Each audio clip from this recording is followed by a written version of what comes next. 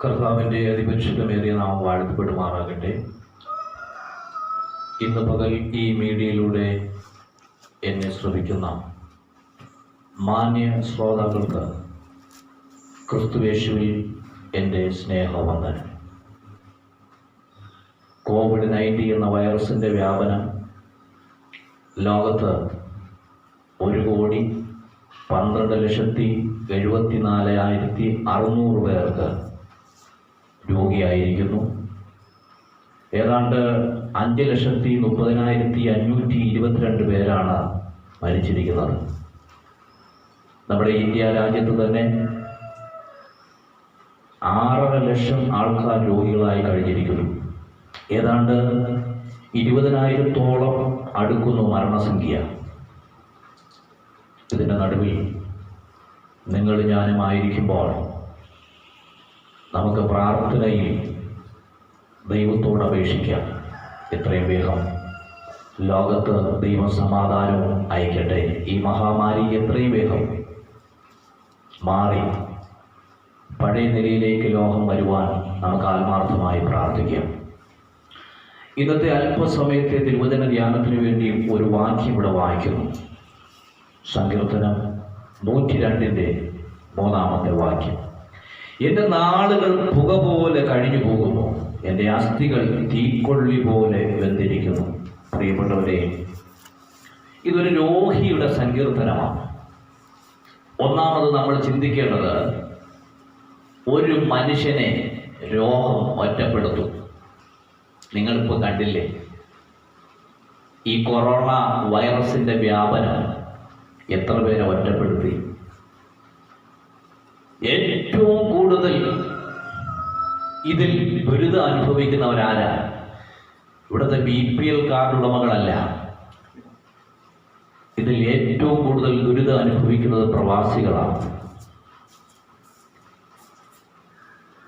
നമുക്കറിയാം, തിരുവെഴുത്ത് നമ്മൾ പഠിക്കുമ്പോൾ ഉസിയാവ് എന്ന മാന്യനായ രാജാവ്, വളരെ നല്ല മനുഷ്യൻ, അദ്ദേഹം നന്നായി അദ്ദേഹത്തിൻ്റെ രാജ്യം ഭരിച്ചു. ജനമെല്ലാം അദ്ദേഹത്തെ വാഴ്ത്തി. അത്ര മികവുറ്റ ഭരണമായിരുന്നു ഉസിയാവ് എന്ന രാജാവിൻ്റെ ഭരണം. എന്ന് പറഞ്ഞാൽ എന്തുവാ? എന്ന് പറഞ്ഞാൽ ജനത്തിന് എന്താണ് നൽകേണ്ടത് അത് മുഴുവൻ അദ്ദേഹം നൽകി. ഇന്നത്തെ ഭരണത്തെ പോലെയല്ല.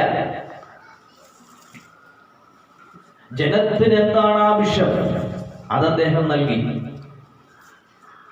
അല്ലാതെ 1000 രൂപയുടെ കിറ്റ് തന്നിട്ട് 2000 രൂപയുടെ ഇലക്ട്രിസിറ്റി ബില്ല് അടിക്കുന്നതല്ല ഭരണം. പെട്രോളിന് ഒരു ബാരലിന് $40-50 ആയപ്പോൾ അതിന്റെ കുറവ് ജനങ്ങളിൽ എത്തിക്കാതെ ജനങ്ങളെ പിടിഞ്ഞ് എടുക്കുന്ന ഒരു ഭരണമല്ല അന്നത്തെ ഭരണം. മദ്യവർജനം എന്ന് പറഞ്ഞിട്ട് ബിവറേജിന്റെ ഔട്ട്ലെറ്റുകൾ തുറന്നിടുന്ന ഒരു ഭരണമല്ല അന്നത്തെ ഭരണം. ഏറ്റവും മികവുറ്റ ഭരണം. അതുകൊണ്ട് തന്നെ ഉസിയാവ് രാജാവിനെ ജനമെല്ലാം വാഴ്ത്തി. താൻ ശക്തനെന്ന് തനിക്ക് തോന്നിയപ്പോൾ അകത്തൊരു ആഗ്രഹം വന്നു, എനിക്കൊരു പുരോഹിതനായ കൊള്ളാം, എനിക്ക് ആലയത്തിൽ ചെന്ന് ധൂപം കാട്ടണം. ദൈവമക്കളെ, ആലയത്തിൽ ചെന്ന് ധൂപം കാട്ടിയപ്പോൾ അവിടുത്തെ പുരോഹിതന്മാർ പറഞ്ഞു, രാജാവേ, അങ്ങ് രാജ്യം ഭരിച്ചാ മതി, ഈ ധൂപം കാട്ടുന്ന ശുശ്രൂഷ ഞങ്ങൾ ചെയ്തോളാം. വരാൻ പോകുന്ന ഭവിഷ്യത്ത് ആത്മാവിൽ കണ്ടുകൊണ്ട് പുരോഹിതന്മാർ വിലക്കി. പക്ഷെ രാജാവ് കേട്ടില്ല. രാജാവ് ആലയത്തിൽ കയറി ധൂപം കാട്ടാൻ തുടങ്ങി. ഉടനെ ജനം നോക്കി നിൽക്കെ കുഷ്ഠം നെറ്റിയിൽ പൊങ്ങി. നോക്കിക്കേ പ്രിയപ്പെട്ടവരെ, ഇങ്ങോട്ട് ആലയത്തിലോട്ട് വന്നത് രാജരഥത്തിൽ 2 സൈഡിൽ പട്ടാളക്കാർ. രാജാവേ ജയ ജയ എന്ന ആർപ്പുവിളിയോടുകൂടിയാണ് അദ്ദേഹം ആലയത്തിലോട്ട് വന്നത്. പക്ഷെ ആലയത്തിൽ നിന്ന് ഇറങ്ങിപ്പോയത് അശുദ്ധൻ അശുദ്ധൻ അശുദ്ധൻ എന്ന വിളിയോടുകൂടി. എന്ന് പറഞ്ഞാൽ കുഷ്ഠരോഗം അദ്ദേഹത്തിന്റെ നെറ്റിയിൽ പൊങ്ങി. ദൈവത്തിന്റെ ശിക്ഷ. ഒരു മനുഷ്യന് കുഷ്ഠം വന്നാൽ ന്യായപ്രമാണത്തിന്റെ വ്യവസ്ഥയനുസരിച്ച് എന്ത് ചെയ്യണമെന്ന് വേദപുസ്തകത്തിൽ വാക്യമുണ്ട്. ലേവ്യ പുസ്തകം 13-ാം അധ്യായം അതിന്റെ 45-46 വേദവാക്യം. വടുവുള്ള കുഷ്ഠരോഗിയുടെ വസ്ത്രം കീറിക്കളയണം, അവന്റെ തല മൂടാതിരിക്കണം, അവന്റെ അധരം മൂടിക്കൊണ്ടിരിക്കുകയും അശുദ്ധൻ അശുദ്ധൻ എന്ന് വിളിച്ചു പറയുകയും വേണം. അവൻ രോഗമുള്ള നാളൊക്കെയും അവൻ അശുദ്ധനായിരിക്കണം, അവൻ അശുദ്ധൻ തന്നെ. അവൻ തനിച്ചു പാർക്കണം, അവന്റെ പാർപ്പ് പാളയത്തിന് പുറത്തായിരിക്കണം. പ്രിയപ്പെട്ടവരെ, ഈ കൊറോണ വൈറസിന്റെ വ്യാപനം നിങ്ങൾ ശ്രദ്ധിച്ചേ. പാളയത്തിനകത്താണോ നമ്മുടെ പാർപ്പ്, പാളയത്തിന് പുറത്താണോ? നോക്കിക്കേ, ഒരു മനുഷ്യന് രോഗം ഒറ്റപ്പെടുത്തുകയാണ്. നമ്മൾ ഈ എടപ്പാളിലെ ഒരു സംഭവം കഴിഞ്ഞ ദിവസം വാർത്തയിൽ വന്നു. 25 വയസ്സുള്ള ചെറുപ്പക്കാരൻ, താൻ പ്രവാസിയാണ്, അദ്ദേഹം വീട്ടിൽ വരാൻ ഫോൺ വിളിച്ചു. ഞാൻ പിറ്റേ ദിവസം രാവിലെ വീടെത്തും. അദ്ദേഹം വീടെത്തുന്നതിന് മുമ്പ് തൻ്റെ രക്തബന്ധങ്ങളായ സഹോദരങ്ങൾ വീട് വിട്ടിറങ്ങിപ്പോയി. വെളുപ്പാൻ രാവിലെ 5 മണിക്ക് വീട്ടിൽ നിന്ന് കതവിൽ മുട്ടിയപ്പോൾ സ്വന്തം അപ്പനും അമ്മയും പറഞ്ഞു, നിനക്ക് വീട്ടിൽ പ്രവേശനമില്ല. ഇതാ രോഗം മനുഷ്യനെ ഒറ്റപ്പെടുത്തും. എനിക്ക് ഇപ്പോഴാ ഈ വാക്യത്തിന്റെ അർത്ഥം എനിക്ക് മനസ്സിലായത്. ആ ചെറുപ്പക്കാരന് അടുത്തൊരു വീടുണ്ട്, സ്വന്തം വീടാ, വേറൊരു വീടും കൂടെ അഡീഷണൽ ആയിട്ടുണ്ട്. അവിടെ ഞാൻ പാർത്തോളാം. പക്ഷെ അവിടെയും സമ്മതിച്ചില്ല. നോക്കിക്കേ, ഒരു പ്രവാസിയുടെ ദുരിതം.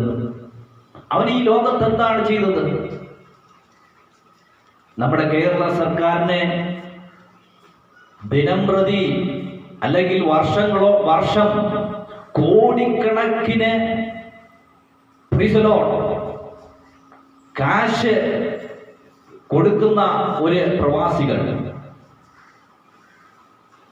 ഇവിടെ എല്ലാ വർഷവും പ്രവാസികൾക്ക് വേണ്ടി ഹോരം ഹോരം പ്രസംഗിച്ച് പാർട്ടി പിരിവിന് അവിടെ ചെന്ന് പ്രവാസികളിൽ പിരിവ് നടത്തിയപ്പോൾ അവനെല്ലാം നഷ്ടപ്പെട്ട് ഇവിടെ വരുമ്പോൾ അവനെ ഒറ്റപ്പെടുത്തുകയാണ്. ഒരായുസ് മുഴുവൻ സ്വന്തം അപ്പനും അമ്മയ്ക്കും ഭാര്യയ്ക്കും മക്കൾക്കും വേണ്ടി പണിയെടുത്ത പ്രവാസ ലോകത്തായിരുന്നിട്ട് അവൻ സകലതും ഇല്ലാതാകുമ്പോൾ, അവന്റെ ശരീരത്തിൽ രോഗം പിടിക്കുമ്പോൾ അവനെ ജനങ്ങൾ തള്ളി പറയുന്നു. നമുക്കറിയാമല്ലോ, നമ്മുടെ കൊച്ചു കേരളത്തിൽ കഴിഞ്ഞ ദിവസങ്ങളിൽ സംഭവിച്ചത്. ഒരു ഗർഭിണിയുടെ വിലാപം നമ്മൾ കേട്ടു. അവൾ ചെയ്ത തെറ്റെന്ത്? അവളൊരു പ്രവാസിയായി പോയി. അവിടെ ഭരിക്കുന്ന പഞ്ചായത്ത് മെമ്പർ പോലും അവളെ ഒറ്റപ്പെടുത്തി തന്റെ വീട്ടിൽ നിന്ന് ഇറങ്ങിപ്പോകണമെന്ന് പറഞ്ഞു. ഈ പ്രബുദ്ധമായ കേരളം. അപ്പം ഇതിൽ നിന്ന് മനസ്സിലാക്കുവാൻ കഴിയുന്നത്, രോഗം മനുഷ്യനെ ഒറ്റപ്പെടുത്തും. നോക്കിക്കേ ദൈവമക്കളെ, നമ്മൾ സാക്ഷരത കേരളമെന്ന് അഭിമാനിക്കുമ്പോഴും നമ്മുടെ കേരളം ഒരു രാക്ഷസ കേരളമായി മാറിക്കൊണ്ടിരിക്കുകയാണ്. ഇതിന്റെ നടുവിൽ തിരുവെഴുത്ത് നമ്മെ ഓർമ്മപ്പെടുത്തുന്നത്, രോഗം നിന്നെ ഒറ്റപ്പെടുത്തുന്നു. അതുകൊണ്ടാ ദൈവവചനം പറയുന്നത്, മനുഷ്യരിൽ ആശ്രയിക്കുന്നതിനേക്കാൾ യഹോവയിൽ ആശ്രയിക്കുന്ന നല്ലത്. പ്രഭുക്കന്മാരിൽ ആശ്രയിക്കുന്നതിനേക്കാൾ യഹോവയിൽ ആശ്രയിക്കുന്നത് നല്ലത്. പ്രിയപ്പെട്ടവരെ, നമ്മുടെ ശരീരത്തിൽ രോഗം വരുമ്പോൾ ഒരുപക്ഷെ നമ്മുടെ ഭർത്താവ്, നമ്മുടെ ഭാര്യ, നമ്മുടെ അപ്പനും അമ്മയും, നമ്മുടെ ഉറ്റ സഹോദരന്മാർ നമ്മെ തള്ളിപ്പറഞ്ഞെന്ന് വരും. പക്ഷേ ഏറ്റെടുക്കുവാൻ കരുത്തുള്ള ഒരാളെ ഉള്ളൂ, അത് നസ്രയനായ യേശു ക്രിസ്തു മാത്രമാണ്. അതുകൊണ്ട് ഈ ദിവസങ്ങളിൽ കിട്ടുന്ന സമയം അല്പസമയമെങ്കിലും ദൈവത്തിന് വേണ്ടി മാറ്റിവെക്കാമോ? ഒരുപക്ഷെ പ്രവാസ ലോകത്തിരുന്നു കൊണ്ട് എന്നെ ഇത് ശ്രമിക്കുന്നതായിരിക്കാം നിങ്ങളിപ്പോൾ കടന്നു പോകുന്ന ആ വലിയ ബുദ്ധിമുട്ട്, ആ വലിയ മനപ്രയാസം, ആ വലിയ ക്ലേശങ്ങൾ ഞങ്ങൾക്ക് മനസ്സിലാകും. ഞാനത് കണ്ടറിഞ്ഞതാണ്. എൻ്റെ അളിയൻ പ്രവാസ ലോകത്തായിരുന്നു. ഏതാണ്ടും 2-2.5 മാസങ്ങൾക്ക് മുൻപ് ഈ കോവിഡിൻ്റെ വൈറസിൻ്റെ വ്യാപനം ഏതാണ്ട് ശക്തമാകുന്നതിന് മുമ്പ് അദ്ദേഹം നാട്ടിലെത്തി. 2 വർഷമായി ഇവിടുന്ന് പോയിട്ട്. നാട്ടിലെത്തിയപ്പോൾ അദ്ദേഹത്തെ ക്വാറന്റൈനിലാക്കി, നിരീക്ഷണത്തിൽ. പക്ഷെ വേദനിപ്പിച്ചതൊന്നുമല്ല, ആ വീട്ടിലുള്ള തൻ്റെ ഭാര്യയ്ക്കും മക്കൾക്ക് പോലും വെളിയിലിറങ്ങുവാൻ അവസരം കൊടുക്കാതെ അവിടുത്തെ ജനം അവരെ ഒറ്റപ്പെടുത്തി. ഇതാണ് ഒരു പ്രവാസിയുടെ ദുരിതം. പക്ഷേ അപ്പോഴും ആശ്രയിക്കേണ്ടത് മനുഷ്യനെയല്ല, ദൈവത്തെയാണ് ആശ്രയിക്കേണ്ടത്. അവൻ ഒരായുസ് മുഴുവൻ പ്രവാസ ലോകത്ത് ചെന്ന് അധ്വാനിച്ച് കുബൂസും കഴിച്ച് അവന് കിട്ടുന്ന ആ ശമ്പളത്തിലെ 3/4 ഭാഗവും വീട്ടിൽ അയച്ചു കൊടുക്കുക.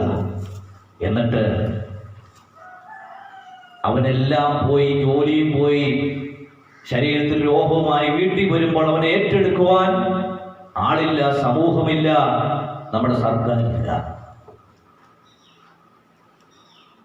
നമുക്കറിയാം, ദൈവവചനം പഠിക്കുമ്പോൾ 4 ആൾ ഒരു പക്ഷപാതക്കാരനെ ചുമന്നുകൊണ്ട് വന്നിട്ട് യേശുവിൻ്റെ അടുക്കൽ ചുമന്നുകൊണ്ട് വരികയാണ്. അവനെ ഒറ്റപ്പെടുത്തിയത് എന്തുവാണ്? അവൻ നല്ല ആരോഗ്യവാനായിരുന്നപ്പോൾ വീട്ടുകാർക്ക് അധ്വാനിച്ചു കൊടുത്തു. പക്ഷേ ഒരു രോഗം അവനെ ഒറ്റപ്പെടുത്തി. അപ്പൊ വീട്ടിൽ പാർക്കാനില്ല. റോഡ് സൈഡിലുള്ള വഴിവക്കിൽ കിടക്കിയ ഒരു കട്ടിലിൽ വീട്ടുകാരവരെ ഉപേക്ഷിച്ചു. എന്നാൽ 4 സ്നേഹിതന്മാർ അവനെ ചുമന്ന് യേശുവിൻ്റെ അടുക്കൽ കൊണ്ടുവന്നു. യേശു പറഞ്ഞു, മകനെ, നിന്റെ പാപം മോചിച്ചിരിക്കുന്നു, നീ കിടക്ക് എഴുന്നേറ്റ് നടക്കുക. അല്ലാതെ ഇന്നത്തെ ന്യൂ ജനറേഷൻ പുരോഹിതന്മാർ ചെയ്ത പോലെ കൈക്ക് പിടിച്ചെഴുന്നേൽപ്പിച്ചില്ല, സ്റ്റേജിൽ കൂടെ നടത്തിയില്ല. ഒറ്റ വാക്ക്, നിന്റെ പാപം മോചിച്ചിരിക്കുന്നു, നീ കിടക്ക് എഴുന്നേറ്റ് നടക്കുക. ക്ഷണത്തിൽ അവൻ രോഗസൗഖ്യം കിട്ടി.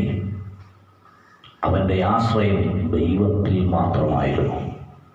ഇതുകൊണ്ടാണ് ഞാൻ പറയുന്നത്, മനുഷ്യരിൽ ആശ്രയിക്കരുത്, ദൈവത്തിൽ ആശ്രയിക്കണം. എന്നെ കേൾക്കുന്ന, ഈ മീഡിയയിലൂടെ എന്നെ കേൾക്കുന്ന പ്രവാസികളെ, എന്നെ കേൾക്കുന്ന നല്ലവരായ വിശ്വാസ സമൂഹമേ, നമുക്ക് ഈ നാളുകളിൽ ദൈവത്തിൽ ആശ്രയം കൊള്ളാം.